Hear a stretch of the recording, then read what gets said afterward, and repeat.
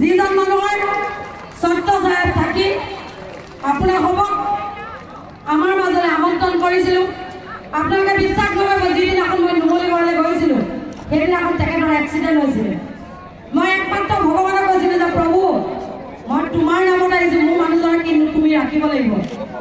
আৰু সেয়াই হৈছে মই যাক অতি ভাল পাওঁ, মোৰ ভোলে বাবা আৰু মোৰ মা। গতিকে মোৰ মাৰ বাবাৰ আশীৰ্বাদ, মোৰ মাৰ বাবাৰ আশীৰ্বাদত আজি ইমানখিনি ৰাইজ ইয়াত একত্ৰিত হৈছে।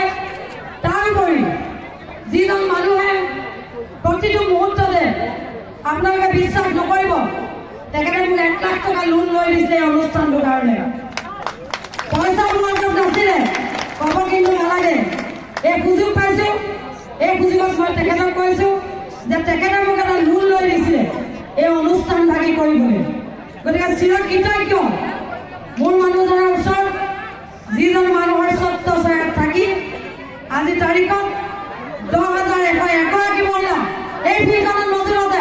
জোৰদাৰ হাততালি দিয়ক আৰু হাততালি দিয়ক মোৰ মানুহজনক, যাতে তেখেতৰ দীৰ্ঘায়ু কামনা কৰিছোঁ, তেখেতৰ সুস্বাস্থ্য দিয়ক, মোৰ প্ৰভু ভগৱন্তই তেখেতক জ্ঞান দিয়ক। আৰু এইদৰে আধ্যাত্মিকতাৰ মাজেৰে আমি চাৰিটি প্ৰাণী যাতে একেলগে থাকিব পাৰোঁ। মোৰ পুত্ৰ ৰূপজ্যোতিক মই মঞ্চলৈ আমন্ত্ৰণ জনাইছোঁ। মোৰ ছোৱালী দিবাংকী দাস, মই দিবাংকী দাসকো মঞ্চলৈ আমন্ত্ৰণ জনাইছোঁ। হয়তো পানীৰ কাৰণে ইফালে ইফালে ঘূৰি আছে নেকি দিবাংকী দাস। গতিকে এই সুযোগতে মই দিবাংকী দাসকো ধন্যবাদ জনাইছোঁ। মোৰ ল'ৰাই, মোৰ ছোৱালীয়ে এটা কথা কৈছিলে, মা যদি কিবা পইচাৰ অভাৱ হয় আপুনি আমাক ক'ব, আমি সেই পইচা আপোনাক দিম। গতিকে মোৰ ল'ৰা ছোৱালীসকলকো আপোনালোকে এটা জোৰদাৰ হাততালি দিয়ক। আমাৰ এইটোৱে হৈছে পৰিয়াল আৰু এইটোৱে হৈছে আমাৰ সুখী পৰিয়াল। গতিকে সকলোৰে ওচৰত কৃতজ্ঞতা জনাইছোঁ, ধন্যবাদ জনাইছোঁ।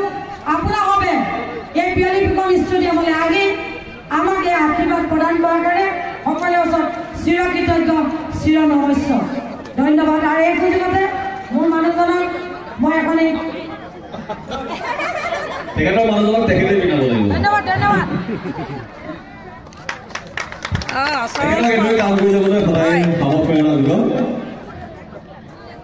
হাত চাবলৈ দিব পাৰে কিন্তু